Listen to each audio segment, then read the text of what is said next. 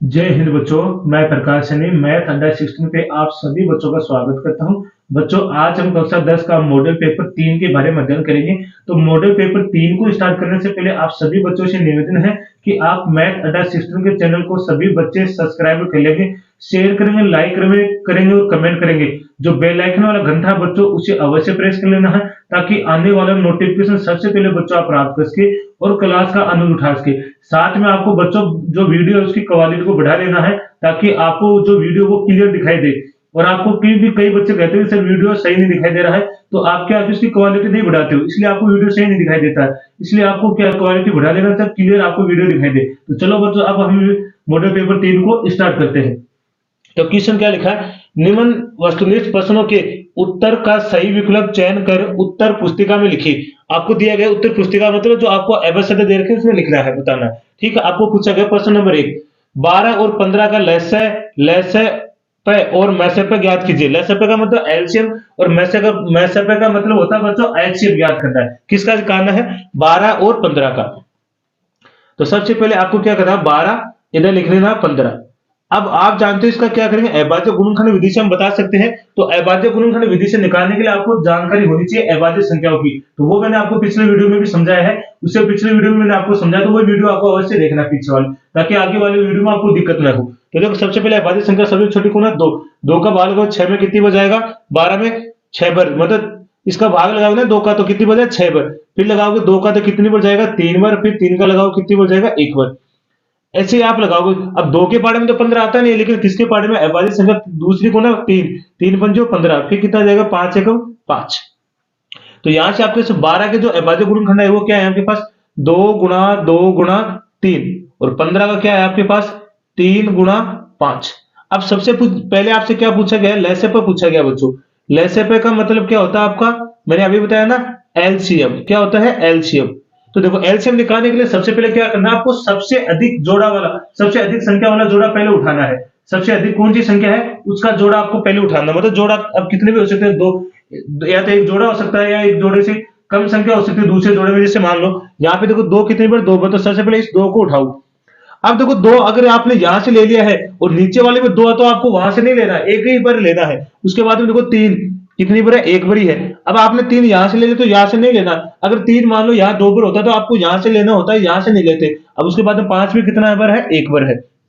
अब इनको गुणा कर लो, 3 पंजो 15, 15 दूनी 30 और 30 दूनी 60। तो एलसीएम कितना आ गया आपका बच्चों? 60 आ गया। उसके बाद में आपको क्या निकालना है? मैसेपे। मैसेपे का मतलब क्या होता है बच्चों? मैसेपे का मतलब होता है एचसीएफ। एचसीएफ का मतलब कॉमन संख्या। क्या? कॉमन। इन दोनों में कौन सी कॉमन है? देखो, इसमें भी 3 है और इसमें भी 3 है, तो आपका एचसीएफ कितना आ जाएगा? मैसेपे कितना हो जाएगा? 3। बस यही आपका उत्तर है। अब देख लो, यहां से आपका उत्तर 60 और 3 कौन से ऑप्शन में आ रहा है? तो आपका देखो 60 और 3, एलसीएम कितना? 60 और एचसीएफ कितना है? 3। तो ये आपका ऑप्शन होगा, ऑप्शन नंबर ए। तो ये आपको उत्तर होगा। तो आपको अच्छे से समझ में आया होगा। स्क्रीनशॉट ले लीजिए, फिर इसका अगला पॉइंट करते हैं। अगला क्वेश्चन देखिए बच्चों, इसका दूसरा पॉइंट क्या लिखा है, यदि बहुपद एफ एक्स बराबर 5 x square plus 13 x plus के, क्या? 13 एक्स प्लस के का एक शून्यक दूसरे का व्युत्क्रम हो, तो के का मान ज्ञात करना। आपको कहा गया है कि जो इसका शून्यक है, एफ एक्स मतलब ये जो दी घात समीकरण, इसका जो शून्यक है वो दूसरे का क्या है? व्युत्क्रम है। जैसे मान लीजिए इसका एक शून्यक है एल्फा, एल्फा का व्युत्क्रम क्या हो जाएगा? 1/एल्फा। माना इसका एक शून्य क्या? एल्फा। ये एल्फा का एक शून्य के दूसरे का व्युत्क्रम, मतलब इस एल्फा का मान है वो क्या है? इसका व्युत्क्रम है, मतलब इसी का व्युत्क्रम क्या है? ये वाला हो गया 1/एल्फा। तो देखो, सबसे पहले आपको क्या लिखना है? दूसरे का व्युत्क्रम। आप ये मत सोच लेना कि ये एक एल्फा तो दूसरा 1/बीटा होगा, ये वाला ऐसा नहीं बोला इसने। ऐसे तो आप मान ही नहीं निकाल पाओगे। इसका मतलब इसने इस बोला कि आपका एक शून्य का आपने मान लिया जैसे एल्फा है, तो उसका व्युत्क्रम क्या हो जाएगा? 1/एल्फा हो जाएगा। व्युत्क्रम मतलब उल्टा, उल्टा होता है। व्युत्क्रम का मतलब क्या होता है? उल्टा। तो देखो, सबसे पहले हम क्या करेंगे यहां से, तो यहां से आप क्या करोगे? लिखोगे, माना एफ एक्स बराबर 5 x square plus 13 x plus के का एक शून्यक एल्फा है तथा इसका इसका व्युत्क्रम 1/अल्फा।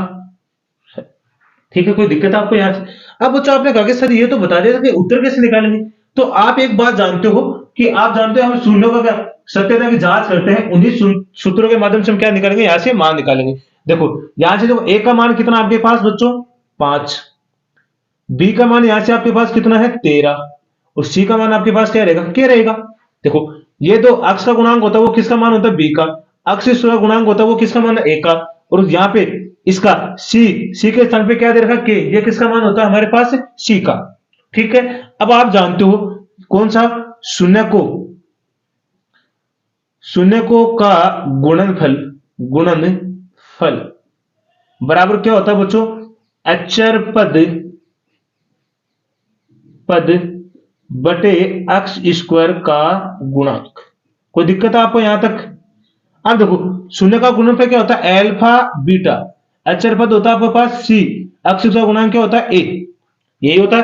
अब देखो अल्फा का अल्फा तो अल्फा ही है।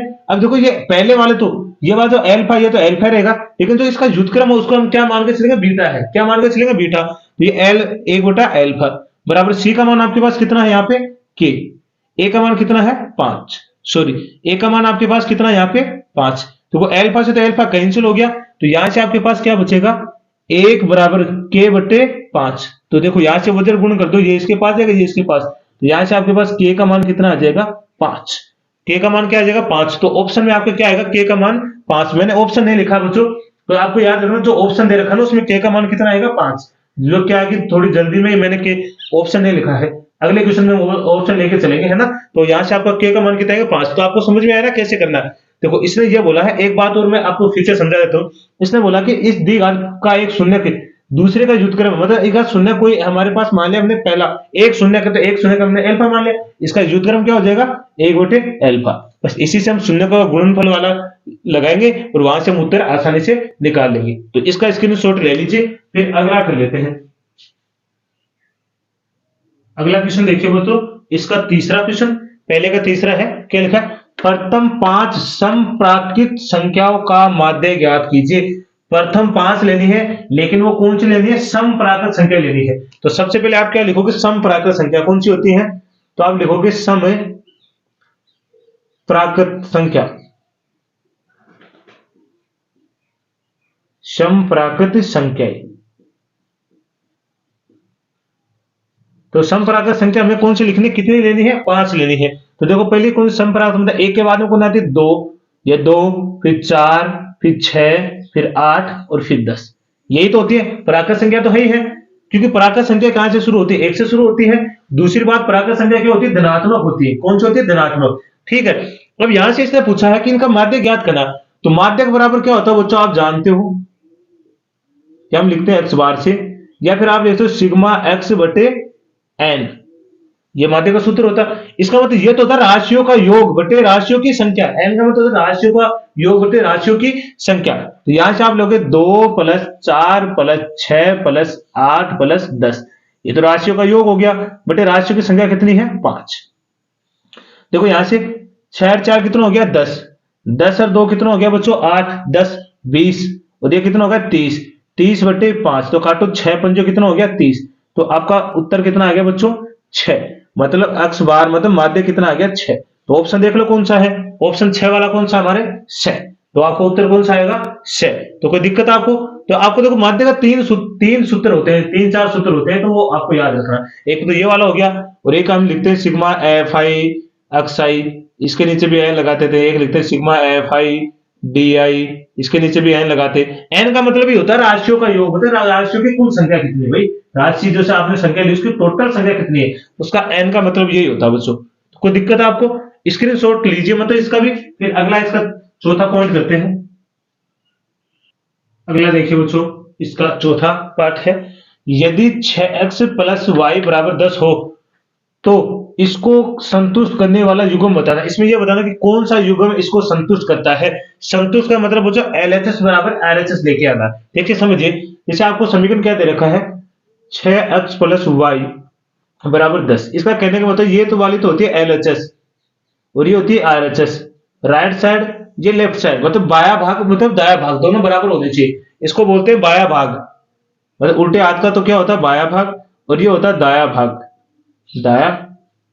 ठीक है, इसका मतलब ये दोनों साइडें बराबर होनी चाहिए। ये ऐसा कौन सा समीकरण जो इन दोनों को संतुष्ट कर सकता है? तो पहले हम ए वाले काम में लेते हैं, ए वाला कितना हमारे पास 1 4। तो यहां देखो x का मान तो कितना है 1, y का मान कितना है 4। तो यहां रखिए समीकरण में 6 गुणा 1 प्लस 4 बराबर 10। ठीक है, 6 को 1 से गुणा करोगे तो 6 प्लस 4 बराबर 10। ठीक है, याद 6 और 4 कितना हो गया 10 बराबर 10। कितना हो गया 10 बराबर 10। इसका मतलब बात सही होगी क्या, दोनों साइडें बराबर होगी। मतलब आपका LHS बराबर किसके आ गया बच्चों, RHS के। ये हमें सिद्ध करना था कि वास्तव में दोनों साइडें कौन सी बराबर होती है। तो आपका ऑप्शन हो जाएगा पहला ही, उत्तर कौन सा आ जाएगा पहला ही, आगे रखने की आवश्यकता नहीं पड़ेगी। अब आपका उत्तर कौन सा होगा, पहला ही हो जाएगा। कोई दिक्कत आपको, दिक्कत तो नहीं है ना?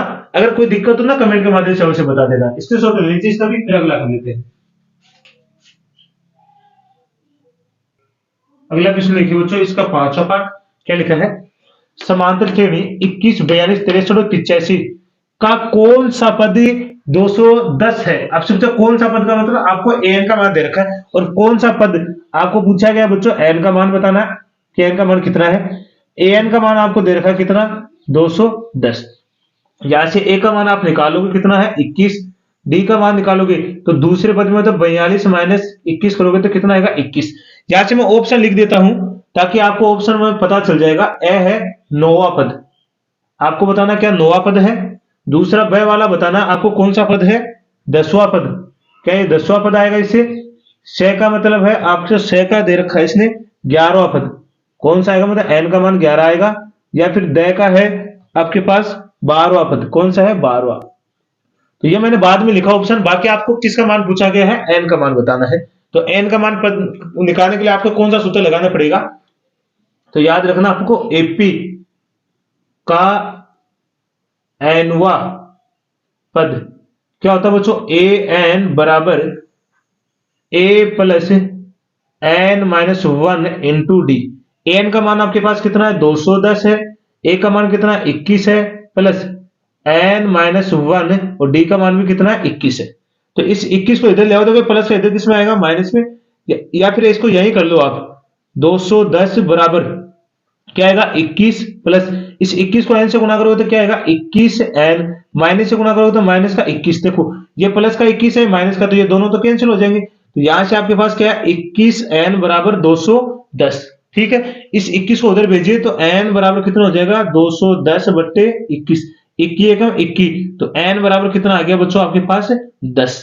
तो ये कौन सा पद है 10वां पद, कौन सा पद होगा 210 कौन सा पद है इस एपी का, कौन सा पद है 10वां पद, कौन सा होगा 210 होगा।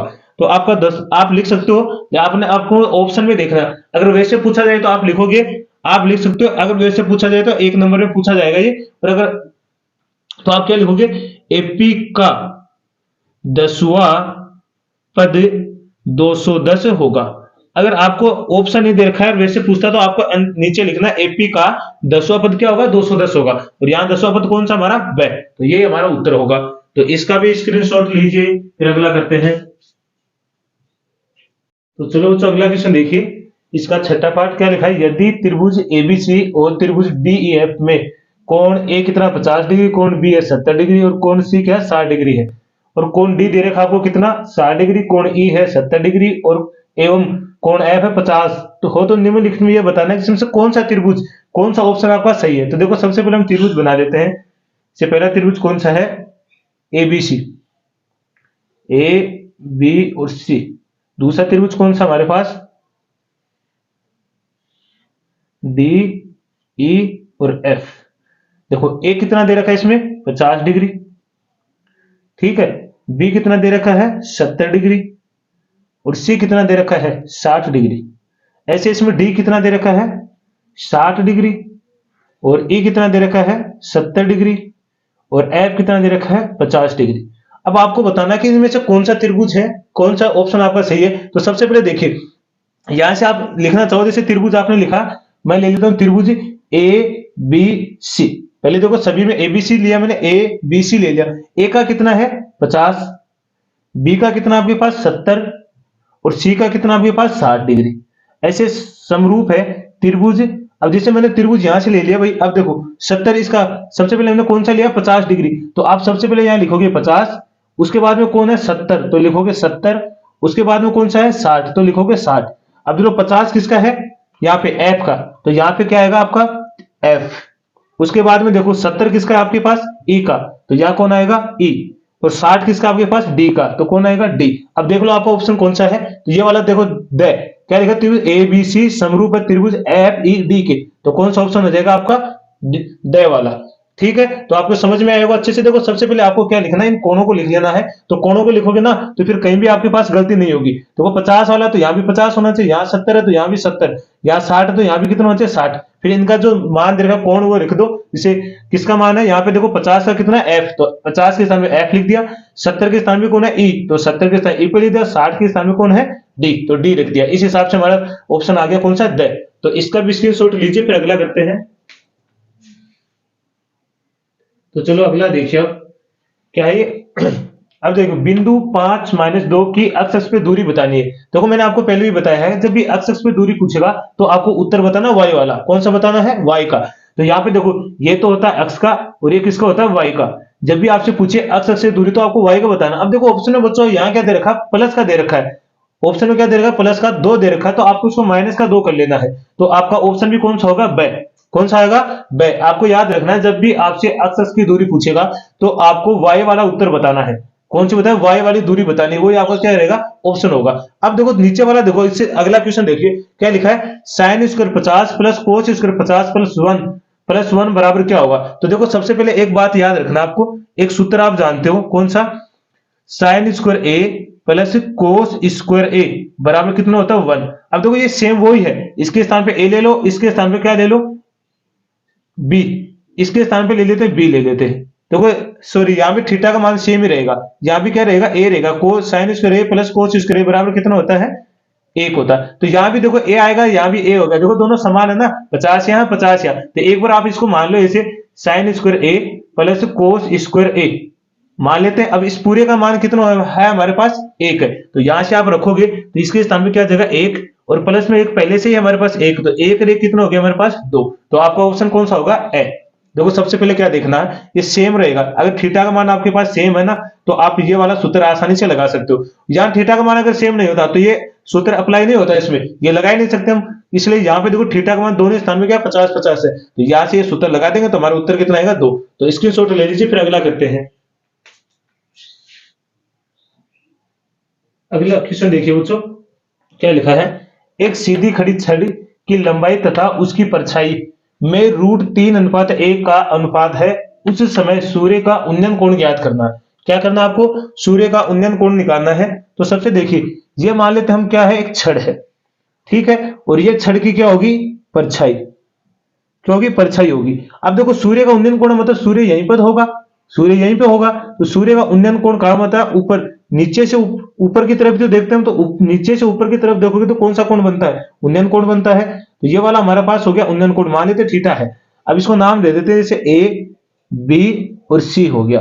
अब ये समकोण त्रिभुज है तो ये 90 डिग्री हो गया। अब यहां से देखिए इसने क्या कहा गया है कि इसकी परछाई, क्या बोला इसकी छड़ की लंबाई और उसकी परछाई दे रखी है। छड़ की लंबाई आपके पास कितनी है √3 और परछाई कितनी है ये 1, मतलब अनुपात में दे रखा है। जब भी अनुपात में दे रखा है आपको संख्या के रूप में मानना है, तो इसको मैं मान लेता हूं अक्ष लगा देता हूं, ये भी क्या हो गया अक्ष, 1 अक्ष हो गया, ये √3 अक्ष हो गया। तो सबसे पहले आप मान लेना है, जैसे अगर मान लो अगर ऑप्शन में आ रहा है तो आपको मानने की आवश्यकता है नहीं, अगर ऑप्शन में नहीं आ रहा है, क्वेश्चन आपको ऑप्शन में नहीं पूछा गया तो आपको मान के चलना पड़ेगा। माना क्या बोलोगे आप, माना छड़ की लंबाई, क्या मानोगे आप, लंबाई व चौड़ाई, सॉरी वह परछाई है, परछाई कितनी आएगी, परछाई √3 अक्ष व 1 अक्ष है, या इसको अक्ष भी लिख सकते हो आप, कोई जरूरी नहीं आप एक क्या लिखोगे अक्ष 1 अक्ष लिखोगे, एक आप अक्ष भी लिख सकते हो। तो देखो आप क्या माना, माना छड़ की लंबाई व परछाई कितने √3 अक्ष व 1 अक्ष है। तो अब यहां से देख लो आपसे क्या पूछा गया, थीटा का मान पूछा गया, क्या पूछा है उन्नयन कोण, मतलब आपको थीटा का मान निकालना है। अब देखो ये तो है लंब और ये क्या आधार, लंब बटे आधार किसका होता है तो tan का होता है। तो यहां से आप लगाओगे त्रिभुज ए बी सी में, जब आपको ऑप्शन नहीं देखा तभी इस तरह करना, बाकी आपको डायरेक्ट कर सकते हो। तो यहां से आएगा tan थीटा बराबर क्या होता है लंब बटे आधार। अब टेन थीटा का मान तो आपको निकालना ही है। लंब कितना आपके पास, √3x, आधार कितना है 1x। तो देखो अक्ष से अक्ष कट गया, तो यहां से देखो आपके पास क्या आएगा टेन थीटा। अब देखो √3 में एक का भाग लगा तो कितना आएगा √3, और √3 में देखो √3 किसका मान होता है टेन में, तो यहां होता है √3 होता है टेन 60 का मान। किसका होता है टेन 60 का मान कितना होता है √3, सॉरी √60, टेन 60 का मान, √3 किसका मान होता है टेन 60 का। तो यहां से टेन से टेन कट जाएगा, तो थीटा का मान यहाँ पे कितना आ जाएगा आपके पास 60। तो यहां से देखो उन्नयन कोण कितना आएगा आपका 60 डिग्री आएगा। तो सबसे पहले समझना है, जब आपके पास ऑप्शन नहीं दे रखा है तो आपको मानना पड़ेगा, माना छड़ की लंबाई क्या है, छड़ की लंबाई व परछाई √3x व 1x है। अब देखो आप जानते हो ये वाला हो गया लंब और ये वाला कौन सा है आधार, तो लंब बटे आधार किसका होता है, तो टेन को होता है। तो आप सबसे पहले लिखोगे त्रिभुज एबीसी में टेन थीटा बराबर लंब बटे आधार, टेन थीटा बराबर लंब कितना आपके पास √3x और आधार कितना है 1x। तो वो अक्ष है तो अक्ष कैंसिल हो गया। अब √3 में एक का भाग हो तो √3 ही आएगा।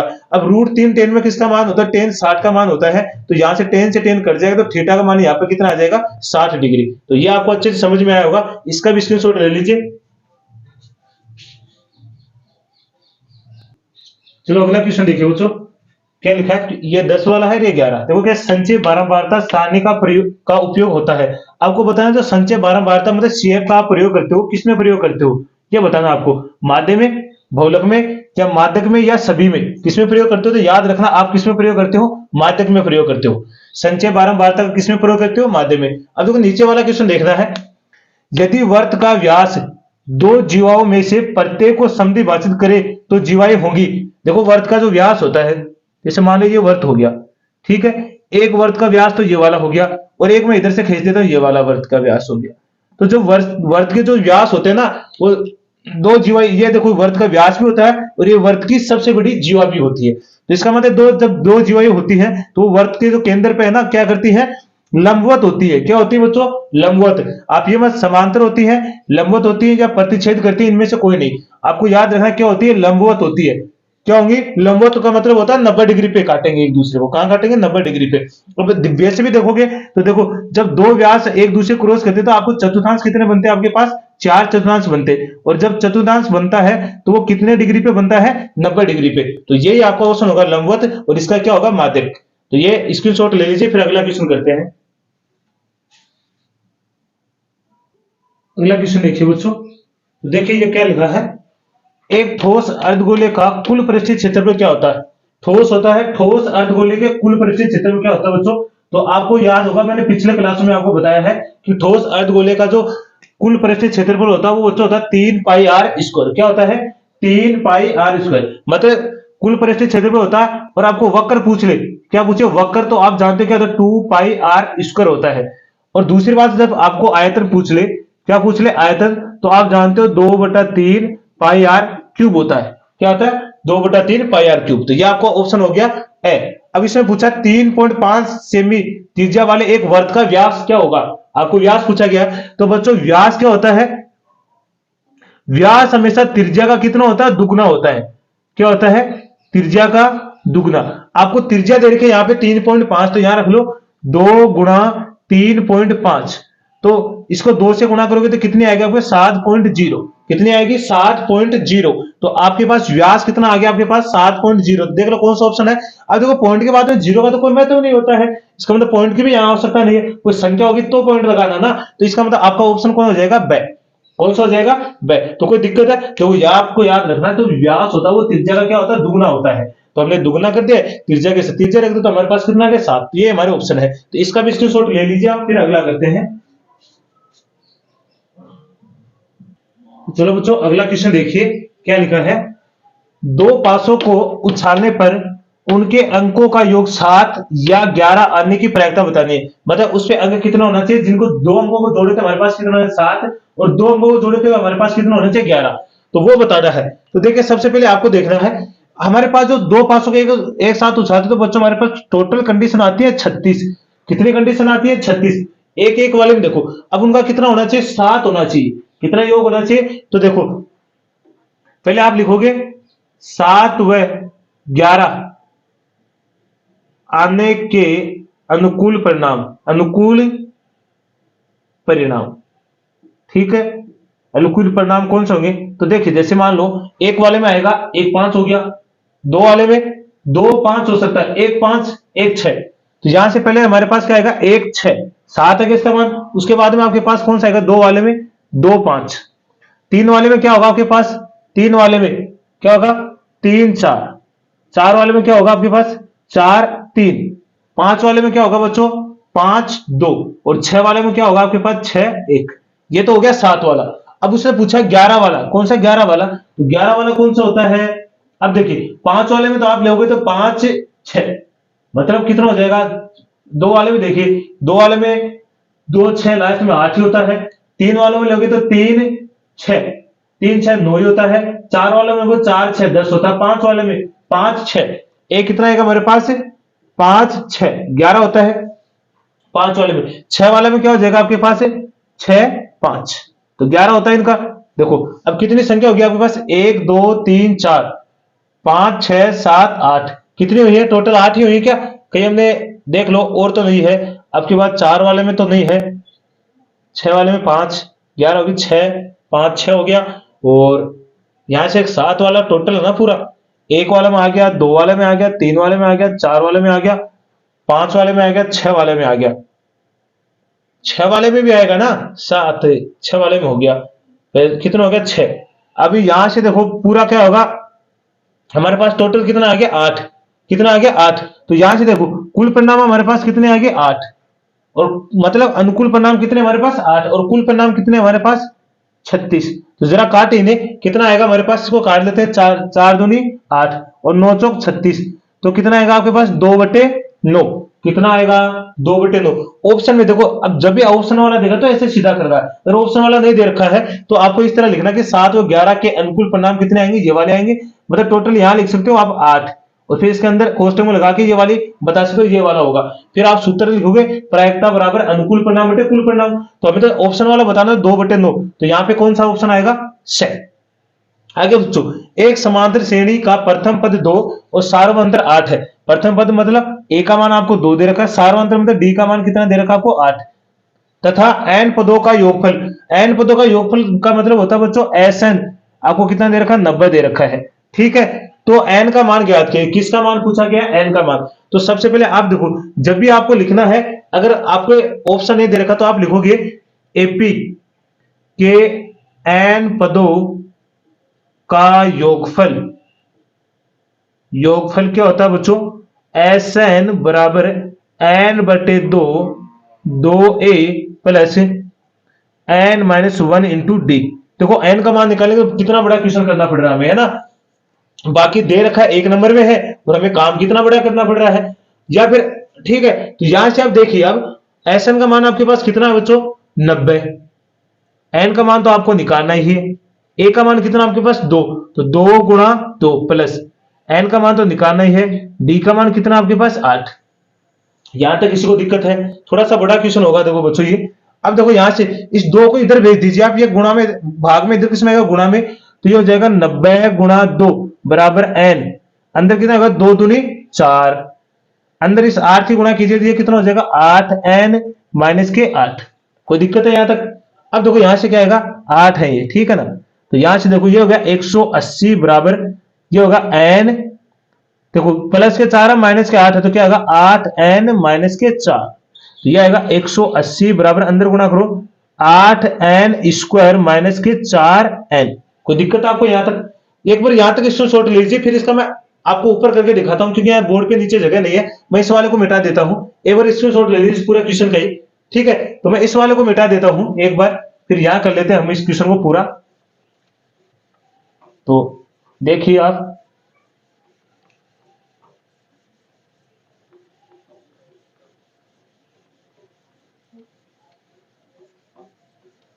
तो यहां देखिए अब क्या लिखा हमारे पास 8 एन स्क्वायर माइनस 4 एन बराबर 180, ये लिखा है। अब देखो इस पूरे समीकरण में किसका भाग जा रहा है 4 का, तो आप लिखोगे समीकरण में 4 का भाग देने पर, तो 4 का भाग दोगे तो यहां से क्या आएगा आपके पास 2 एन स्क्वायर माइनस के एन बराबर, इधर भी 4 का भाग लगाओगे तो 4 चौक, देखो 4 का लगाओगे तो 4 चौक 16 फिर बचेगा कितना 2, 4 पंजो 20, तो आ गया 45।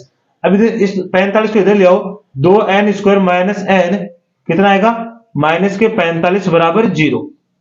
अब देखो पहले इन दोनों को अंतिम को गुणा करना चाहिए, गुणनखंड कर, मैंने आपको बताया था इसका शून्य का निकालते हैं, प्रथम और अंतिम पद को क्या करते हैं गुणा करते हैं। तो यहाँ आएगा माइनस के 45 गुणा 2 कितना आ गया माइनस के 90।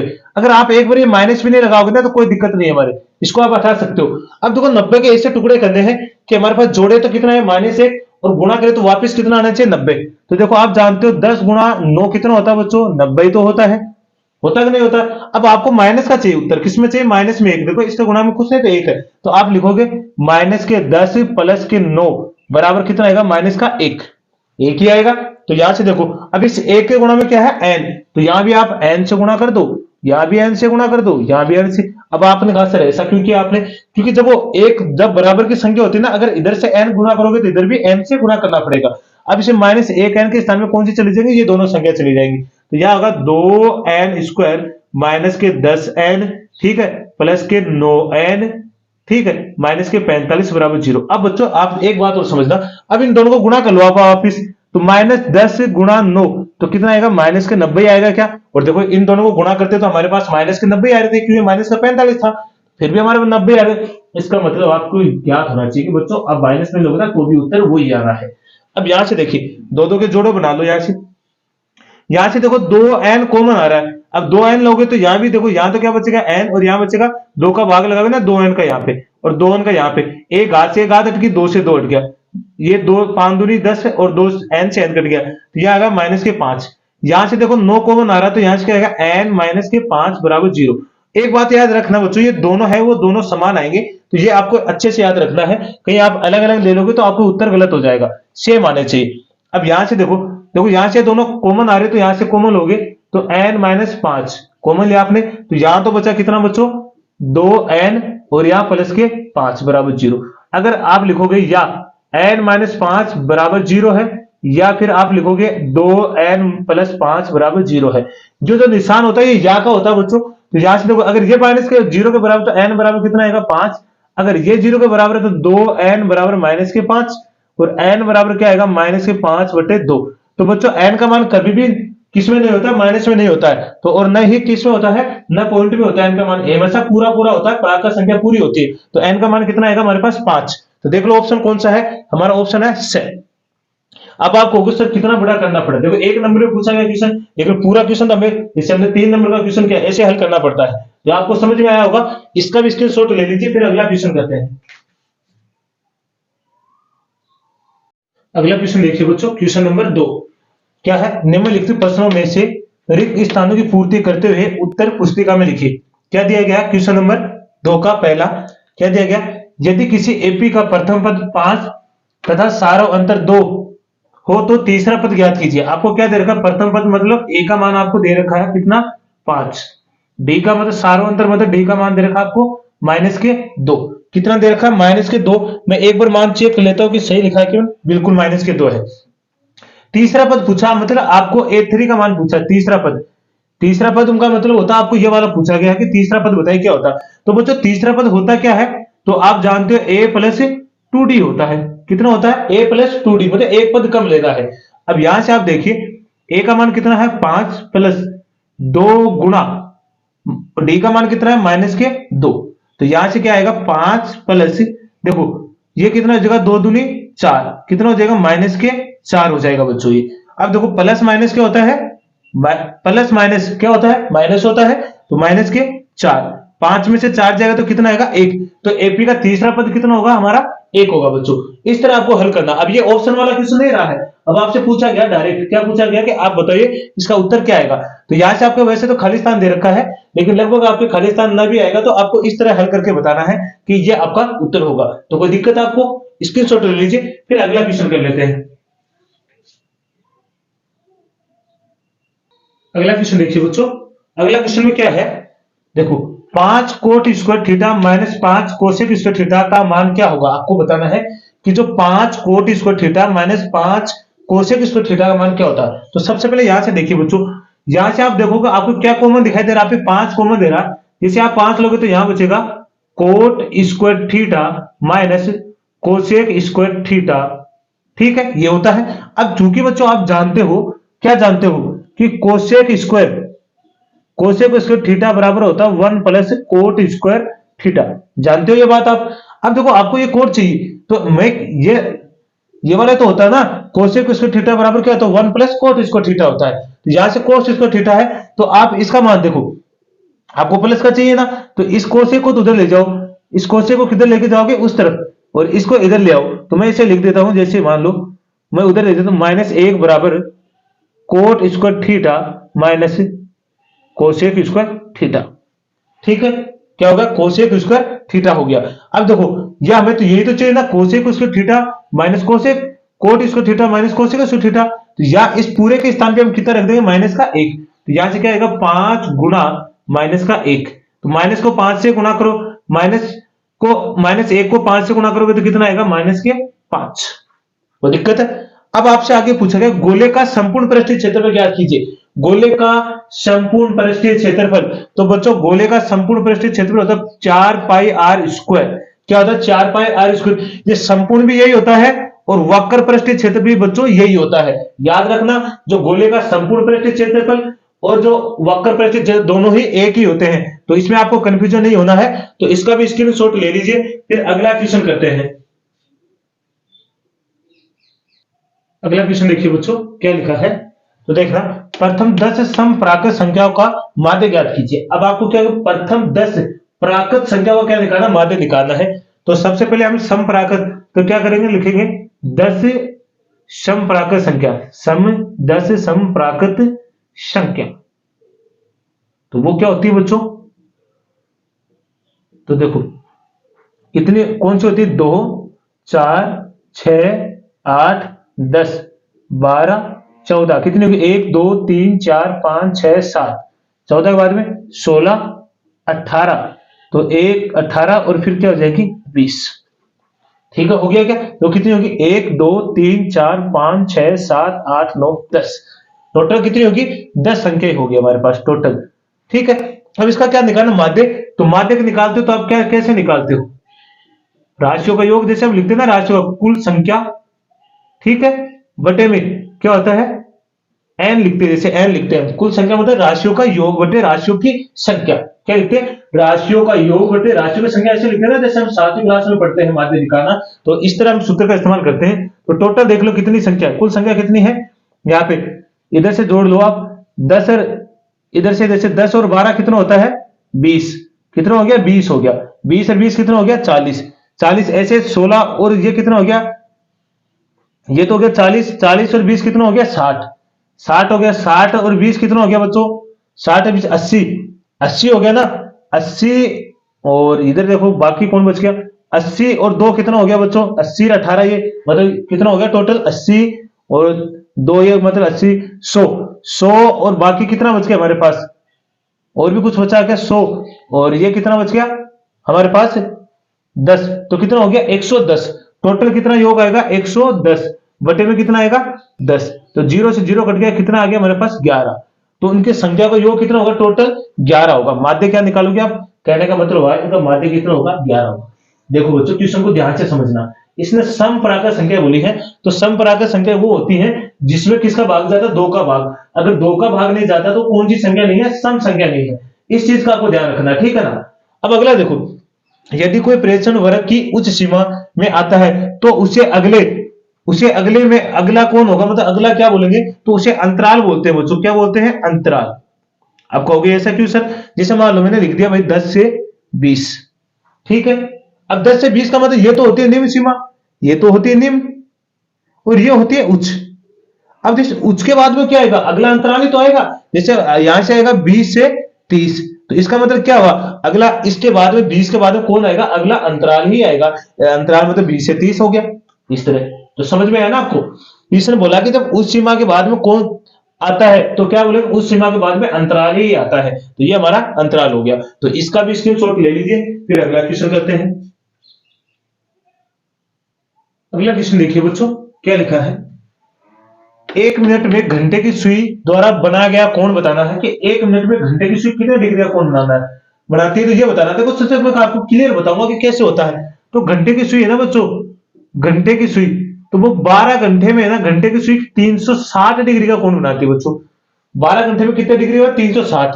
तो ये 1 घंटे में कितने डिग्री का कोण बनाएगी? तो 1 घंटे में बनाएगी बच्चों 360 बटे 12। तो कितना होता है? 12 3 36। तो ये 30 डिग्री का कोण बनाती है। कितने डिग्री का? 30 डिग्री का। तो ये कितने मिनट में बनाती है? मतलब 60 मिनट में कितने डिग्री का कोण बनाती है घंटे की सुई? तो 30 डिग्री का बनाती है। कितने डिग्री का? 30 का। इसने 1 मिनट का पूछा, तो 1 मिनट में, तो 1 मिनट में ये कितने डिग्री का कोण बनाएगी? 30 बटे 60। तो यहां से काटोगे 0 से 0, 3 एकम 3, 3 दूनी 6। तो कितने डिग्री का बनाती है बच्चों? आधा डिग्री का कोण बनाती है। कितने डिग्री का बनाती है? आधा डिग्री का। तो याद रखना है, घंटे की सुई 1 मिनट में आधा डिग्री का कोण बनाती है। कितने का? आधा डिग्री का। आगे, यदि P मतलब आपको नहीं होने की प्रायिकता P डैश नहीं होने की प्रायिकता आपको 0.90 है, तो आपको होने की मतलब आपको प्रायिकता होने की बताने की, होने की प्रायिकता क्या होगी? न होने की प्रायिकता आपको दे रखी है। आप इसे ऐसे नहीं पढ़ोगे, इसे पढ़ोगे 0.90 ऐसे पढ़ोगे आप, ऐसे नहीं पढ़ोगे 90, ऐसा नहीं पढ़ा जाता। आपको देखो ये क्या दे रखा है? न होने की प्रायिकता दे रखी है आपको। कितनी? 0.90। आपको किसकी प्रायिकता निकालनी है? प्रायिकता होने की बतानी है। किसकी बतानी? होने की। तो आप एक बात जानते हो बच्चों, प्रायिकता होना और प्रायिकता न होना, प्रायिकता होना और प्रायिकता न होना दोनों का योग कितना होता है? 1 के बराबर होता है। किसके बराबर होता है? 1 के। आपको इसका मान दे रखा है, तो यहां रख दो। तो P प्रायिकता होना प्लस 0.90 बराबर 1, इसको उधर भेजिए। Pe बराबर 1 माइनस 0.90। अब अगर 1 में से आप 0.09 घटाओगे तो आपके पास कितना बचेगा बच्चों? Pe बराबर कितना बचेगा आपके पास? तो 0.10। कितना बचेगा? 0.10 बचेगा। ये तो क्लियर है। देखो कैसे बचता है। अब 1 में से आपको घटाना, देखो 1 के पॉइंट तो नहीं, आप पॉइंट लगा देता हूं। इसके बाद में कितनी संख्या? 2, 0 0। अब पॉइंट के स्थान पर ये मैंने लगा दिया, ठीक है। अब देखो 0 में से 0 जाएगा, कितना? 0 बचेगा। अब 0 में से 9 जाएगा ना, इधर से ऐसा लो, तो ये होगा 10, 10 में से 9 जाएगा, कितना बचेगा? 1 पॉइंट के स्थान पॉइंट, इधर क्या रह गया? 0। तो 0.10 इस तरह बचता है। तो कोई आपको दिक्कत है यहां तक? कोई दिक्कत नहीं है ना? तो स्क्रीनशॉट ले लीजिए, फिर अगला क्वेश्चन करते हैं। अगला क्वेश्चन देखिए बच्चों, अब क्वेश्चन नंबर 3, इस मॉडल पेपर 3 का कौन सा क्वेश्चन नंबर 3 है? अति लघुरात्मक प्रश्न है। मतलब अब अति लघुरात्मक, अब ऑप्शन वाले क्वेश्चन ले रहे हैं, मतलब इससे थोड़ा सा बड़ा क्वेश्चन चलेगा। अब देखो इसका मतलब, अब क्वेश्चन नंबर 1 देखना है। इसमें क्या लिखा है? संख्या 5005 को अभाज्य गुणनखंडों के गुणनफलों के रूप में व्यक्त कीजिए। आपको संख्या दी गई है 5005, इसको अभाज्य गुणनखंडों को मतलब गुणनफल के रूप में लिखना है, अभाज्य गुणनखंड करना है और उसको गुणनफलों के रूप में लिखना है। तो देखो, अब जब भी आप बच्चों अंतिम संख्या अगर 5 आती है तो याद रखना, या तो उसमें 3 का भाग जाएगा, या फिर 5 का, या फिर उसमें जाएगा 7 का भाग। छोटी अभाज्य संख्या इन्हीं में से होगा। तो सबसे पहले अगर आप 3 का लगाना चाहो तो लगा के देखिए कि जाता है क्या? 3 एकम 3 बच गया 2, 3 से 18, 3 मतलब 2 का तो नहीं जाएगा, फिक्स हो गया 2 का नहीं। 5 का लगाइए, 5 एकम 5, 5 का चला जाएगा, देखो 5 का जाएगा, 5 एकम 5, 0 0, 5 एकम 5। अब देखो अंतिम संख्या क्या आ गई हमारे पास? 1 आ गई है, जिसको मतलब 2 का भी नहीं जाएगा, 3 का भी, 3 का शायद जा भी सकता है। चलिए लगा के देख लेते, 3 3 9, और फिर एक बच गया, 3 3 9, एक बच गया, नहीं जाएगा। अब 3 के बाद 5 का तो जाएगा नहीं, क्योंकि अंतिम संख्या 5 या 0 होना चाहिए। उसके बाद में 7 का लगाइए, 7 एकम 7, 7 का चला जाएगा, देखो 7 का चला जाएगा, 7 एकम 7, कितना बच गया बच्चों हमारे पास? 3, तो यहां लगाओ, 30 हो गया क्या? 7 चौके 28, फिर कितना बच गया हमारे पास? 2, तो यहां लगाओ 2, 7 पे 21, कितना हो गया? सॉरी 7 पे 21, 3 आएगा, 7 रहेगा। अब इसको यहां से मिटा दो, ठीक है। देखो सबसे पहले आपको लगाना 7 एकम 7, तो यहां देखो 7 पर 3 बच गया ना, तो 3 आपको यहां जो अगली वाली संख्या से आगे लगा देना, 33 हो गया, फिर 30 में लगाओगे, फिर आगे 2 बचेगा, 2 इसके आगे लगे 21 हो गया। अब देखो इसमें किसका भाग जाएगा? 11 का ही जाएगा। अब 7 का नहीं जाएगा, किसका जाएगा? 11 का। तो 11 एकम 11, फिर कितना बच गया? 3, तो 3 के आगे लगे 3 लगाते, 11 3 33, ये 3 हटा दो यहां से। अब देखो 13 का जाएगा, क्योंकि 13 एक अभाज्य संख्या है, तो 13 में 13 का भाग जाएगा। तो अब 505 को क्या लिख, सॉरी 5005 को क्या लिख सकते हो आप? 5 गुणा 7 गुणा 11 गुणा 13। आपको पूछा गया इन्हीं गुणनफलों के रूप में लिखना, अभाज्य गुणनफलों के रूप में लिख दिया हमने, कोई दिक्कत है यहां तक? अभाज्य गुणनफलों के रूप में आसानी से लिख दिया। इस तरह आपको करना, अभाज्य गुणनफल करना है और उसको गुणनफल के रूप में लिख देना है। ये हमारा उत्तर हुआ। तो इसका भी स्क्रीनशॉट लीजिए, फिर आगे वाला करते हैं। अगला क्वेश्चन देखिए बच्चों, क्या लिखा हुआ है, यदि बहुपद के अक्स square plus 2x plus 3k के शून्यकों का योग उनके गुणनफल के बराबर है तो k का मान ज्ञात करना। मतलब k बराबर होगा, ये बता रहा है k किसके बराबर होगा। देखो बच्चों, ये जब भी ऐसा क्वेश्चन आता है तो सबसे पहले देखो क्या लिखना है। इसने बोला शून्य का योग, तो शून्य को का योग जानते हो आप क्या होता है। शून्य का योग का मतलब होता है अल्फा प्लस बीटा बराबर क्या होता है, आप जानते हो क्या होता है, माइनस बी बटा ए। माइनस बी बटा ए। दूसरा होता है शून्यकों का गुणनफल, शून्यकों का गुणनफल, गुणनफल क्या होता है, अल्फा इन गुणा बीटा क्या होता है, सी बटा ए होता है। अब इसने बोला कि शून्य का योग और शून्य का गुणनफल क्या है, बराबर। मतलब आपको बोला है अल्फा प्लस बीटा बराबर अल्फा गुणा बीटा के बराबर है। मतलब आपको कहा कि माइनस बी बटा ए बराबर क्या है, सी बटा ए है। ये आपको बोला गया है, कोई दिक्कत है यहां तक, बिल्कुल नहीं है ना। देखो यहां से ए से तो ए कट गया, माइनस बी बराबर क्या आ गया, सी। अब यहां से मान देख लो, आप आसानी से पता चल जाएगा। यहां से देखो बी का मान आपके पास कितना है, 2। कितना है, 2 है बच्चों। देखो ये रहा बी का मान, यही तो होता है। देखो मैं बताता हूं, a x square plus b x plus c, यही तो हमारा द्विघात समीकरण होता है। और सी का मान यहाँ पे कितना है, देखो सी का मान हमारे पास कितना रहेगा, सी का मान 3k, ऐसे तो लिख रखा है। सी का मान कितना है, 3k। देखो टोटल कितना 3k है, ठीक है। तो याद रखिए बी का मान कितना है, 2। सी का मान कितना हमारे पास, 3k। हमें तो k का मान निकालना है, 2 को इधर, 3 को इधर भेजिए, गुणा में इधर किस में आएगा, भाग में। k बराबर आएगा माइनस के 2/3। तो ये हमारे पास उत्तर आ गया। कोई दिक्कत है आपको। देखो सबसे पहले समझना है, शून्य का योगफल होता है अल्फा प्लस बीटा बराबर माइनस बी बटा ए। अब जानते देखो शून्य को अगर सत्यता की जांच करते हैं तब यही सूत्रों का यूज करते हैं, और हम द्विघात समीकरण निकालते हैं तो भी इन्हीं का यूज करते हैं। ठीक है, शून्य को का गुणनफल अल्फा गुणा बीटा, ये याद रखना इसके बीच में गुणा का निशान होता है, बराबर सी बटा ए। दोनों को बराबर कर दिया, यहाँ से ए से कट गया, माइनस बी बटा ए हो गया। यहाँ से मान रखा तो हमारे पास उत्तर आ गया माइनस 2/3। तो ये भी आप स्क्रीनशॉट लेंगे। फिर अगला करते हैं। अगला क्वेश्चन देखिए दोस्तों, क्या लिखा है, राम की आयु x वर्ष तथा श्याम की आयु y वर्ष है। 5 वर्ष पूर्व राम की आयु श्याम की आयु से दुगनी थी। इस कथन को प्रकट करने वाले समीकरण को ax plus b y plus c बराबर 0 के रूप में व्यक्त करना है। अब देखो एक बात याद रखना है का मतलब होता है बच्चों वर्तमान। आपको वर्तमान आयु दे रखी है और आपको क्या पूछी गई है, 5 वर्ष। आपने इंग्लिश में पढ़ा होगा ना, वर्तमान मतलब क्या होता है, प्रेजेंट में। तो प्रेजेंट में चलते इसका मतलब है दे रखा है, मतलब है का मतलब होता है कि वर्तमान आयु दे रखी। तो आपको पूछी गई है 5 वर्ष, 5 वर्ष पूर्व, 5 वर्ष पूर्व की पूछी गई है। तो आपको क्या लिखाना है, यहां से 5 वर्ष पूर्व राम की आयु, तो यहां से लिखना है राम की आयु। क्या लिखनी है सबसे पहले, राम की आयु। तो राम की आयु कितनी हो चुकी, 5 वर्ष। पूर्व का मतलब होता है पीछे जाना है, पूर्व का मतलब क्या होता है, पीछे। तो आप अगर राम की वर्तमान आयु x है तो 5 वर्ष पीछे जाएंगे तो कितनी हो चुकी, माइनस के 5। कोई दिक्कत है, x में से 5 कम कर देंगे तो पीछे चले जाएंगे। ऐसे श्याम की निकालेंगे, किसकी, श्याम की, श्याम की आयु। तो जैसे श्याम की निकालेंगे, श्याम की आयु है कितनी, वर्तमान y है। इसका मतलब हमेशा वर्तमान आयु से तो पीछे जाएंगे तो कितना जाएंगे, 5 कम। तो ये भी कितने हो जाएगी, 5 वर्ष। कोई दिक्कत है। मेरा कहने का अर्थ हुआ बच्चों कि जैसे मान लो वर्तमान आयु होगी ना आपके पास, कौन सी, वर्तमान आयु। तो वर्तमान आयु से आप आगे जा सकते हो और वर्तमान आयु से क्या जा सकते हो, पीछे जा सकते हो। इसने वर्तमान x और y दे रखी है तो इनको हम पीछे गए 5 वर्ष पीछे। कितने, 5 वर्ष पीछे जा रहे हैं तो इनमें 5 क्या हो जाएगा, कम हो जाएगा। इसके बाद में अगर आपको लिखना है तो आप लिखोगे प्रश्नानुसार। क्या लिखोगे, प्रश्नानुसार। अब देखो जब भी आपको दुगना तिगुना बोलता है ना तो आपको क्या करना है, इन दोनों को बराबर कर लेना है। देखो इसने क्या बोला है कि देखो यहां से क्या बोला, 5 वर्ष पूरा राम की आयु श्याम की आयु से कितनी है, दुगनी है। तो ये राम, ये वाला तो है राम, कौन सा, अक्स वाला राम है, ये राम इस श्याम से कितना है, दुगना है। तो आपको क्या करना है, जब दोनों को बराबर करके, अब राम को गुणा ना करके किसको करोगे, श्याम को 2 से गुणा कर दोगे।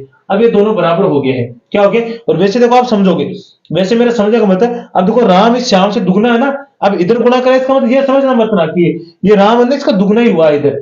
तो इसका मतलब, और यदि आप ऐसे नहीं समझ पा रहे हो तो आप याद रखना दोनों को बराबर कर लेना है। कर लिया। अब राम श्याम से दुगना है तो आपको श्याम को 2 से गुणा करना।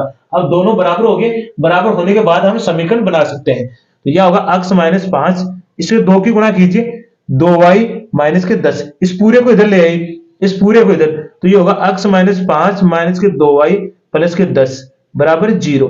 तो इसको सही रूप में लिखोगे तो क्या बन जाएगा, अक्स माइनस 2y माइनस के 5 प्लस के 10, तो कितना है, प्लस के 5 बराबर 0। यही आपका क्या होगा, समीकरण होगा। देखो इसी रूप का बन गया कि इसी रूप का तो पूछा गया है, तो आपको अच्छे से समझ में आया होगा। इसका भी स्क्रीनशॉट लीजिए, फिर अगला करते हैं। अगला क्वेश्चन देखिए बच्चों, क्या लिखा है, आपको दिया गया है चौथा क्वेश्चन, त्रिभुज एबीसी में एडी को कोण बीएसी का समद्वि भाजक है, या है एडी, ये जो एडी है ये कोण कौन सा है हमारे पास, ये वाला बी ए सी, इसका क्या है, समद्वि भाजक। समद्वि भाजक का मतलब इसको बराबर भागों में, 2 बराबर भागों में बांट रहा है, ठीक है बच्चों, समद्वि भाजक है। यदि ए बी आपको कितनी देर की, ए बी 4 सेंटीमीटर है, ए सी 6 सेंटीमीटर, बी डी 2 सेंटीमीटर है, तो आपको बी सी निकालना है। मतलब आपको ये टोटल भुजा बताने की ये कितनी है। मतलब आप देखिए बच्चों, यहाँ पे जो बी सी है वो बी सी किन को मिलाकर है, एक तो इसमें कौन आ रहा है, बी डी आ रहा है, और एक कौन आ रहा है, सी डी। तो बी डी बराबर क्या होगा, सी डी। अगर ये आपको निकालना है, इसको आप समीकरण नंबर क्या दे देंगे, 1 दे देंगे, क्योंकि टोटल देखो बीडी किसका, बीसी किसको मिलाकर है, बीडी और सीडी को जोड़ने पे तो हमारे पास क्या आती है, बीसी आती है। तो देखो सबसे पहले बच्चों, एक तो 2 तरीका है इसको, एक तो आप आधारभूत जो प्रमेय होती है ना, समानुपाती प्रमेय, उसके माध्यम से आप सीधा लिख सकते हो कि आधारभूत समानुपाती प्रमेय से। या फिर आप एक चीज देखो, इन दोनों त्रिभुजों को हम क्या करते बच्चों, समरूप सिद्ध कर दे। क्या कर दे, समरूप सिद्ध कर दे, इनके भुजाओं का अनुपात क्या हो जाएगा, बराबर हो जाएगा। वहां से हम आसानी से यहां से निकाल सकते हैं। तो देखो बच्चे, ये 2 बराबर कोण में, मतलब ये कोण नंबर 1 और कोण नंबर 2, इसमें बोला कि समद्वि भाजक मतलब कोण 1 बराबर कोण 2 है। दूसरा ये 90 डिग्री है, ये वाला भी 90 है और ये भी 90 डिग्री हो गया। इसका मतलब यहां से हम सिद्ध कर सकते हो। तो आप क्या करोगे, मेरा मानना तो यही है कि आप इन दोनों त्रिभुजों को क्या कर दो, समरूप सिद्ध कर दो, तो इनकी भुजाओं का अनुपात हम क्या कर देंगे, बराबर कर देंगे। तो यहां से देखिए आप, ठीक है, इन दोनों त्रिभुजों को, तो मैं यहां से त्रिभुज लेता हूं, कौन सा त्रिभुज, आप ले लो ए बी डी, त्रिभुज ए बी डी, और दूसरा त्रिभुज कौन सा होगा आपका, ए सी डी, त्रिभुज ए सी डी। तो यहां से आप क्या लिखोगे, कि आप लिख सकते हो कि कोण 1 बराबर कोण 2, क्योंकि आप लिखोगे कि यहां पे कोण एक का समद्वि भाजक, कोण एक को समद्वि भाजित, सॉरी एक बार देखो, इसको सही रूप से लिखते हैं, थोड़ा सा जचा नहीं है, इसको क्या लिखेंगे, आप लिखोगे कि एडी को, एडी यहां से एडी कोण एक का समद्वि भाजित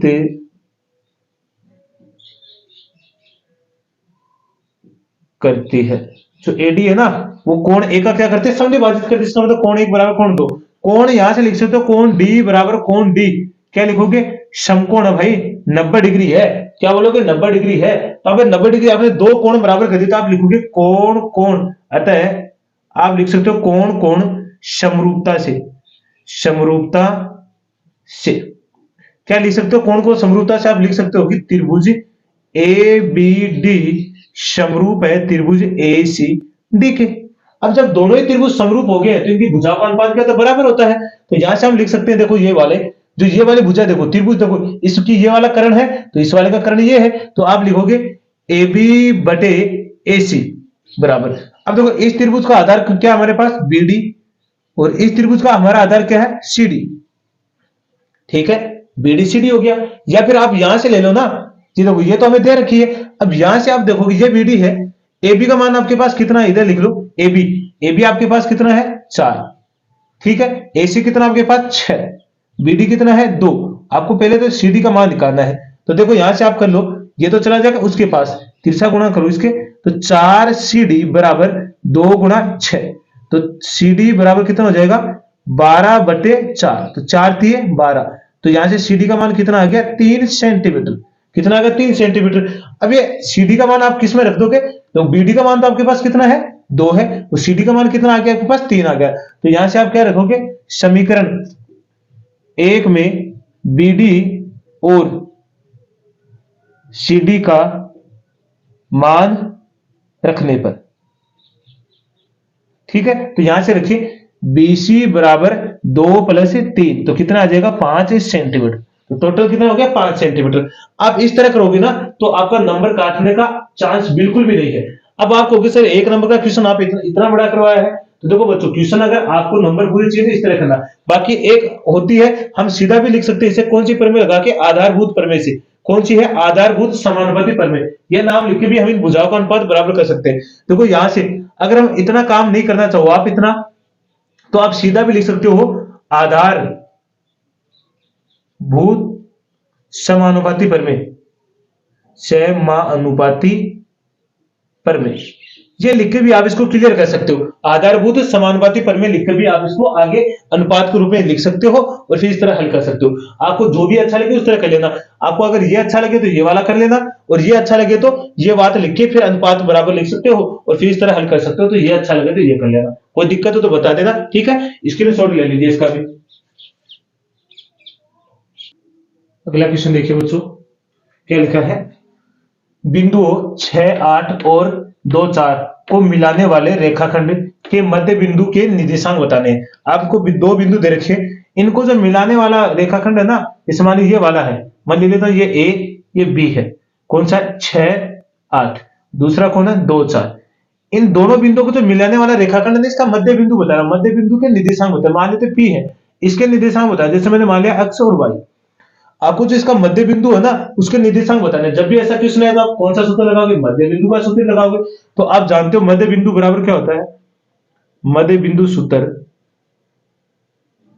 मध्य बिंदु मतलब एक्स वाई बराबर क्या होता है, तो आप जानते हो x1 प्लस x2 बटे 2, y1 प्लस y2 बटे 2। कोई दिक्कत आपको, तो यहां से देख लो, पहले x बराबर क्या लिखोगे, x1 प्लस x2 बटे 2।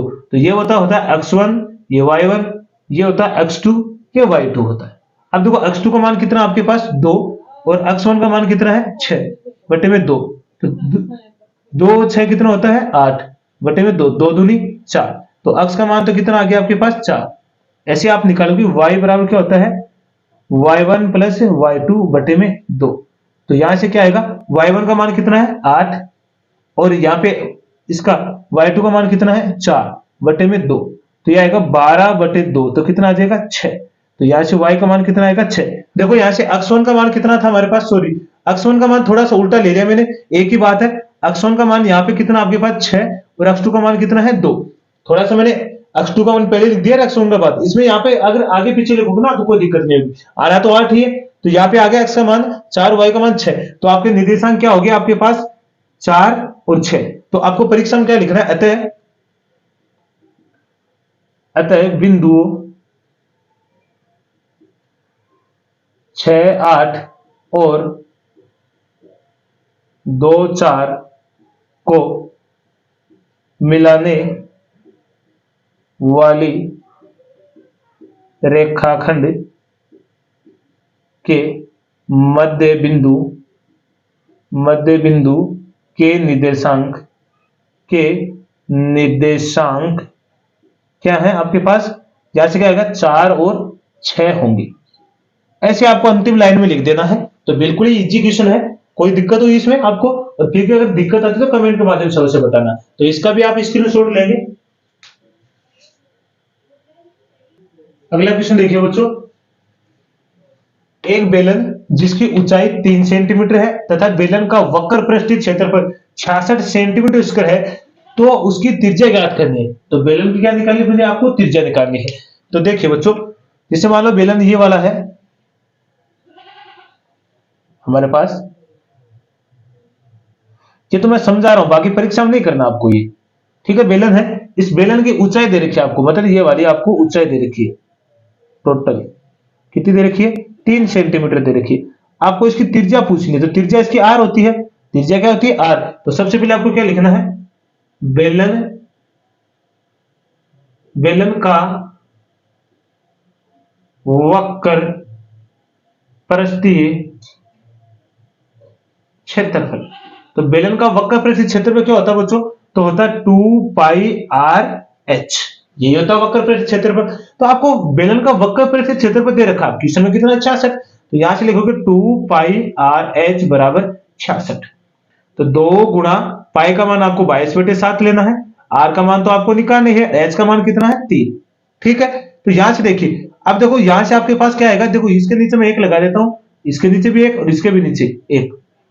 देखो नीचे वाला ये ऊपर वाला हो जाएगा 44 गुणा 3 गुणा r बटे में 7 बराबर हो गया 66। देखो ये किसमें भाग में, इधर किसमें जाए गुणा में, ये गुणा वाले किसमें चले भाग में, तो r बराबर होगा 66 गुणा 7 बटे 44 गुणा 3। तो इसको काट लो, 3 के पाड़े से काटेंगे तो कितनी 3 दूनी 6, 3 दूनी 6। देखो 11 के पाड़े से भी कट रहा है, तो 11 चौक 44 और 11 दूनी 22। तो ये क्या आएगा, r बराबर क्या आ जाएगा, r बराबर गुणा 7 बटे 2, 2 गुणा, तो ये कितना हो जाएगा 14 बटे 2। ठीक है, अब देखो ये तो हो गया ना, तो ये तो हो गया, यहां से काटेंगे तो कितना आएगा 7 दूनी 14। तो r बराबर कितना आ गया 7 सेंटीमीटर। कितना आ गया 7 सेंटीमीटर। देखो यहां से हमने पहले आप काटना चाहो तो इसे पहले हमने 11 के पाड़े से काट लिया, फिर इसको 3 से काट दिया, कोई दिक्कत है? अब यहां से आपको पास कोई दिक्कत तो नहीं है ना आने में? अगर कोई दिक्कत आ भी जाती है ना तो फिर आप कमेंट के माध्यम से बताना। तो आप पहले आपको जाना वक्र पृष्ठीय क्षेत्रफल 2πr/h होता है। ठीक है, यहां से पाई का मान 22/7 ले लिया हमने, आर का मान तो निकालना है, और यहां से देखो ये बराबर में कितना आ जाएगा 66। या मैंने 66 लिखा नहीं था, ठीक है, तो वो ध्यान रखना आपको, है ना। तो ये स्क्रीनशॉट ले लीजिए, फिर अगला क्वेश्चन करते हैं हम। अगला क्वेश्चन देखिए बच्चों, क्वेश्चन नंबर इसका अगला पार्ट है, एक लंबवर्तीय बेलन की ऊंचाई और त्रिज्या समान है। आपको कहा गया जो लंबवर्तीय बेलन है उसकी त्रिज्या और ऊंचाई और त्रिज्या क्या है, दोनों समान है। ठीक है, उसके संपूर्ण पृष्ठीय एवं वक्र पृष्ठीय क्षेत्रफल का क्या निकालना, आपको अनुपात बताना। आपको क्या कहा गया बच्चों, इसकी ऊंचाई, मतलब ऊंचाई को हम किसे लिखते हैं h से, और त्रिज्या दोनों क्या है बराबर है, मतलब त्रिज्या भी क्या है बराबर बोली गई आपको, त्रिज्या भी क्या है बराबर है, मतलब r का मान भी क्या है बराबर है। तो आपको क्या निकालना है, इनमें अनुपात बताना। आपको क्या बताना, अनुपात। तो देखो जब भी आपको लिखना है तो यहां से आप क्या लिखोगे, सबसे पहले बेलन का संपूर्ण पृष्ठीय क्षेत्रफल, संपूर्ण पृष्ठीय क्षेत्रफल बटे में बेलन का वक्र पृष्ठीय क्षेत्रफल, वक्र पृष्ठीय क्षेत्रफल। तो संपूर्ण पृष्ठीय क्षेत्रफल क्या होता है बच्चों, ये होता है 2πr/h प्लस πr², और बटे में ये क्या होता है 2πr/h। अब देखो यहां से आपके पास क्या आएगा, आपको देखो यहां से ऊपर वाले को सही रूप में लिखते हैं, पहले 2πr, यहां से देखो कॉमन आ रहा है तो यहां बचेगा h प्लस r, ये हो गया 2πr/h। अब देखो इसने बोला कि h बराबर क्या बोला आपको, r बोला है, तो आप किसी के भी स्थान पे रख दिए, या तो h की जगह r रखो या r के स्थान पे क्या रखो h रखो, कोई दिक्कत है आपको? तो यहां मैं रख देता हूं, तो यहां से देखो h के स्थान पे हम क्या रख देते हैं, r रख देते हैं बच्चों, क्या रख देते हैं, r रख देते हैं। देखो 2 से तो 2 कैंसिल हो गए यहाँ पे, तो पाई r, तो यहां मैं रख देता हूं r प्लस r, बटे में क्या हो जाएगा, यहाँ पे देखो r प्लस r हो गया, यहाँ गया पाई r, और यहाँ भी क्या आएगा r, क्योंकि h के स्थान पे मैंने क्या रख दिया r, क्योंकि दोनों बराबर है तो एक किसी भी को भी हम किसके बराबर रख सकते हैं। तो देखो पाई से तो पाई कट गया, एक r से ये एक r और कट गया, तो यहाँ से ऊपर तो बच गया आपके पास 2r और बटे में r। देखो एक r से ये r कट गया तो आगे 2, नीचे क्या बच गया 1, तो आप इसको लिख सकते हो 2:1। किस अनुपात में आ जाएगा ये 2:1 में। देखो सबसे क्या बोला गया है, सबसे पहले इस क्वेश्चन को समझना। इसने बोला है इसकी जो ऊंचाई है वो त्रिज्या के बराबर है, तो मतलब h बराबर है किसके, r के। अब आप जानते हो कि बेलन का जो संपूर्ण पृष्ठीय क्षेत्रफल होता है 2πr/h plus r plus πr² होता है। फिर यहां से देखो मैंने 2πr कॉमन ले लिया तो h प्लस r हो गया। अब देखो 2 से 2 कट गया, यहां से पाई से पाई यहां भी काट सकते हो आप, r से r यहां भी काट सकते हो, कोई दिक्कत नहीं, मैंने यहां काट दिया तो एक ही बात है। तो ये भी आपको अच्छे से समझ में आया होगा बच्चों, इसका भी स्क्रीनशॉट लीजिए, फिर अगला करते हैं। तो अगला क्वेश्चन देखिए बच्चों, क्या लिखा है, एक वर्ग के चतुर्थांश का क्षेत्रफल ज्ञात कीजिए जिसकी परिधि कितनी है 22 सेंटीमीटर है। आपको देखो एक वर्ग का चतुर्थांश दिया गया, उसका क्या निकालना, आपको क्षेत्रफल निकालना है। तो जैसे ये एक वर्त हो गया, ठीक है। अब देखो वर्त में कितने चतुर्थांश होते हैं, तो हम जानते हैं 4 चतुर्थांश होते हैं, 4 हो गए। अब इसने बोला कि आपको एक चतुर्थांश का क्या निकालना, क्षेत्रफल निकालना। अब जो एक चतुर्थांश होता है ना बच्चों, वो किसका होता है, एक त्रिज्याखंड होता है। क्या होता है, एक त्रिज्याखंड होता है। तो हमें इस त्रिज्याखंड का ही क्षेत्रफल निकालना है। और त्रिज्याखंड में ये तो होता है, ये कोण कितने डिग्री का होता है, 90 डिग्री का। मतलब एक चतुर्थांश में कितने डिग्री का कोण होता है, 90 डिग्री का कोण होता है। तो यहां से आपके पास देखो थीटा का मान तो आपको पता चल गया कितना, थीटा का मान आपके पास कितना है, 90 डिग्री है, ठीक है। अब इससे पहले हम त्रिज्याखंड का क्षेत्रफल निकालने से पहले, मतलब चतुर्थांश का क्षेत्रफल निकालेंगे, उससे पहले हमारे पास त्रिज्या का मान भी होना चाहिए। तो त्रिज्या का मान हम किससे निकालेंगे, परिधि से। तो हम सबसे पहले लिखेंगे वर्त की परिधि। तो वर्त की परिधि क्या होती है बच्चों, 2 पाई आर। वर्त की परिधि क्या होती है, 2 पाई आर। लेकिन क्वेश्चन में हमें वर्त की परिधि कितनी दे रखी है, 22 दे रखी है। यहां से देखो 2 पाई आर बराबर कितना हो जाएगा, 22। तो देखो 2 गुना पाई का मान होता है 22/7 गुना आर बराबर कितना हो गया, 22। अब देखो ये किसमें है, 7 यहाँ भाग में, इधर किसमें जाएगा, गुणा में। और ये ऊपर वाले 2 गुना 22 किसमें, गुणा में, देख किसमें जाएंगे, भाग में। तो आर बराबर 22 गुना 7/2 गुना 22। देखो 22 से 22 कट गया, तो आर बराबर कितना आ गया आपके पास, 7/2 सेंटीमीटर। आपके पास त्रिज्या का मान कितना आ गया, 7/2 सेंटीमीटर। अब आसानी से आप चतुर्थांश का क्या निकाल सकते हो, क्षेत्रफल निकाल सकते हो। तो लिखोगे एक वर्त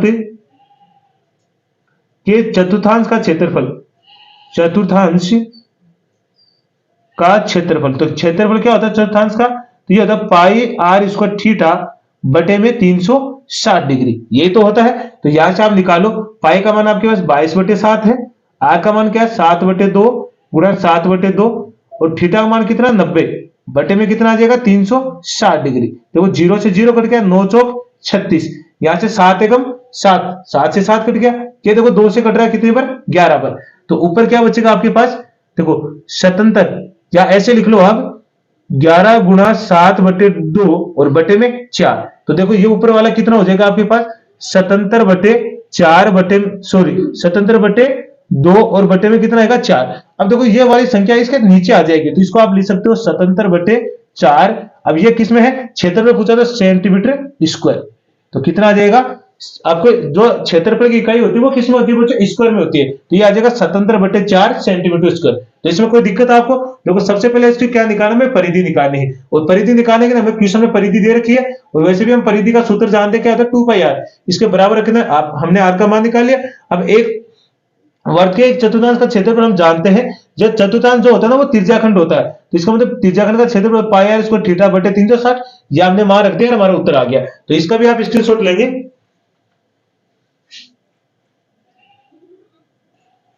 तो अगला क्वेश्चन देखिए बच्चों, क्या लिखा है, 3 मीटर ऊंचे खंबे की परछाई 3 मीटर है, 3 मीटर ऊंचे खंबे की परछाई भी कितनी है, 3 मीटर है। उस समय सूर्य का उन्नयन कोण ज्ञात करना है। क्या करना है, उन्नयन कोण। तो देखिए ये हम देख लेते, 3 मीटर ऊंचा क्या है, हमारा खंबा है, 3 मीटर हो गया।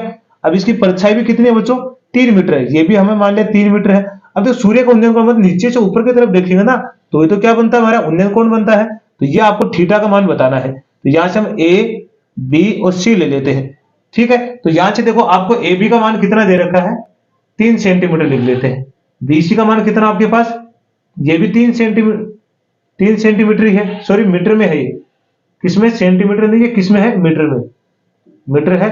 और ये भी किसमें है, मीटर में है, ठीक है। अब आपको थीटा का मान निकालना है। तो देखो ये वाला कौन हमारा लंब, और ये वाला कौन हो गया आधार। तो लंब बटे आधार किसमें होता है, तो टेन में। आप लिखोगे त्रिभुज एबीसी में, यहां से लिखोगे टेन थीटा बराबर लंब बटे आधार। तो थीटा का मान तो आपको निकालने हैं, टेन थीटा बराबर लंब कितना आपके पास 3 और आधार भी कितना है 3, 3 से 3 कट गया, तो यहां से आ गया टेन थीटा बराबर 1। टेन में 1 किसका मान होता है, तो आप जानते हो टेन 45 का मान होता है। किसका होता है, टेन 45 का मान कितना होता है, 1 होता है। तो वो टेन से 10 कट गया, तो थीटा का मान कितना आ गया आपके पास 45 डिग्री। कितना आ गया 45 डिग्री। तो यही आपका उत्तर है। तो इसका भी आप स्क्रीनशॉट लीजिए, फिर अगला क्वेश्चन करते हैं। तो अगला क्वेश्चन देखिए बच्चों, क्या लिखा है, एक मकान की छत से मैदान में पेड़ के एक पत्थर का अवनमन कोण 60 डिग्री है। यदि पत्थर से छत की ओर तिरछी दूरी 4√3 मीटर है तो मकान की ऊंचाई ज्ञात करना है। जैसे मान लो ये वाला मकान है हमारा, ठीक है, क्या हो गया, मकान हो गया। अब देखो हमें क्या दे रखा है कि एक तिरछी है, तिरछी छत, मतलब ये आपको ऊपर से, जब आप ऊपर से नीचे की तरफ देखते हो ना, तो ये हमारा क्या बनता है, अवनमन कोण बनता है। मतलब छत से आप नीचे की तरफ जो पत्थर बांध रखा आपने धागे के, उसको जैसे भगा रहे हो छत पे, तो वो तिरछे के नीचे की तरफ भगा रहे हो, मतलब आपका जो अवनमन कोण है ये वाला बनेगा। कितने डिग्री का बोला इसने, 60 डिग्री का है। जब भी आप ऊपर से नीचे की तरफ देखते हो ना, तो कौन सा कोण बनता है, अवनमन कोण बनता है। तो देखो यहां आप देखोगे तो एक जेड आकृति बन रही है, इसका मतलब ये वाला कोण इस कोण के क्या होगा, बराबर। क्यों होगा, क्योंकि एकांतर कोण होते हैं। अब आपको क्या दे रखा है, जो ये तिरछी लाइन है ना, ये तिरछी जो धागा आपने पत्थर का बांधा, जो लंबी डोरी है, ये आपको कितनी दे रखी है, 4√3 मीटर दे रखी है बच्चों। कितनी दे रखी है, 4√3 मीटर। और आपसे पूछे मकान की ऊंचाई, मतलब आपको ये वाली पूछी गई, जैसे मान लेते मैं h मीटर मान लेता हूं, इसको नाम दे दो ए बी सी। देखो फिर से समझिए, इसने कहा कि जैसे आप मान लो कि ये हमारा मकान है, और आप जैसे छत पे खड़े हो, छत पे आपने किसी पत्थर के धागा बांधा है, उसको जैसे घुमा रहे हो, तो नीचे की तरफ आप जैसे धागा को भगाया, तो वो एक तिरछी इस तरह आएगा। इस तरह के मतलब इसकी दूरी कितनी दे रखी है, 4√3 दे रखी है। अब जब ऊपर से आप नीचे की तरफ देखोगे ना, तो ही कौन सा कोण बनता है, अवनमन कोण बनता है। तो ये हमारा कितना हो गया, 60 डिग्री। तो यहां से आपके पास थीटा का मान कितना है, 60 डिग्री है, ठीक है। और आपके पास यहां से देखो एसी कितना आपके पास है, 4√3 मीटर है। तो सबसे पहले आपको क्या मानना है, माना मकान की ऊंचाई कितनी है, h मीटर है। अब आसानी से आप निकाल सकते हो। अब देखो आपको ये दे रखी है, वैसे समझे तो आप ये वाला कौन सा कर्ण है, और ये वाला कौन हो गया, लंब। तो लंब बटे कर्ण किसमें होता है, तो आप जानते हो साइन थीटा का होता है। तो यहां से लिखोगे त्रिभुज ए बी सी में, तो यहां से आप लिखोगे साइन थीटा बराबर क्या होता है, लंब बटे कर्ण। तो साइन थीटा का मान आपको पास कितना दे रखा है, 60 डिग्री दे रखा है। लंब कितना आपके पास h, और कर्ण कितना आपके पास 4√3। साइन 60 का मान कितना होता है बच्चों, तो होता है 3√2। और इधर कितना हो गया, h बराबर 4√3। अब देखो यहां से तिरछा गुणा कर लो, तो ये वाला हो जाएगा, तो वज्र गुण करोगे तो इधर से, तो यहां से क्या आएगा आपके पास, मैं लिख दे 2h बराबर क्या आएगा, 4√3 गुणा √3। तो यहां से देखो क्या आएगा, 2h बराबर, देखो √3 को √3 से गुणा करोगे तो कितना आएगा, √3। तो ये होगा 4×3। तो यहां से आपके पास क्या आएगा, 2h बराबर 4 को 3 से गुणा करोगे तो कितना आएगा, 12। तो h बराबर आएगा 12/2। तो कितना आएगा, 6 दूनी 12। तो h का मान कितना आ गया, 6 मीटर। कितना आ गया बच्चों आपके पास, 6 मीटर। तो यही तो हमें उत्तर निकालना था। तो सबसे पहले आपको समझना, पहले जैसे डायग्राम बना लोगे ना, तो उसमें कोई दिक्कत नहीं आएगी आपको। तो डायग्राम्स को समझना पहले।